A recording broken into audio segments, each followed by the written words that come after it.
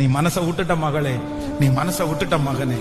ஆண்டவரே, இதுவரைக்கும் என்ன காத்திருக்க பண்ணினீரே, இதுவரைக்கும் எனக்கு நடக்கலையே. யாராருக்கெல்லாமோ நடந்துச்சு, உங்களை சுத்தி இருக்கிறவங்களுக்கு நடந்துச்சு, உங்க சொந்தக்காரங்களுக்கு நடந்துச்சு, நீங்க ஜெபிக்கிறவங்களுக்கே நடந்துச்சு, நீங்க சொன்னவங்களுக்கு நடந்துச்சு, உலகத்தானுக்கு நடந்துச்சு. ஆனா எனக்கு என்ன பதில் சொல்லுவேன்? நான் எப்படி அந்த சொந்தக்காரங்களுக்கு முன்னாடி நான் நிப்பேன்?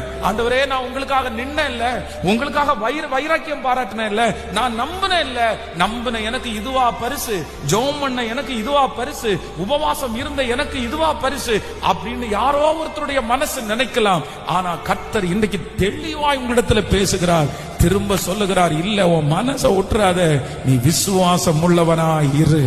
மகிமையின் தேவன் வாக்கு கொடுக்கிறார், உன்னுடைய விசுவாசத்தினால் அற்புதங்கள் நடக்க போகிறது. நம்பிக்கையை இழந்திராத, அந்த தடைகள் மாற போகிறது. மகளே, மகனே, அந்த விசுவாசத்தை இழந்திராதீங்க. நீ விசுவாசம் உள்ளவளாயிரு.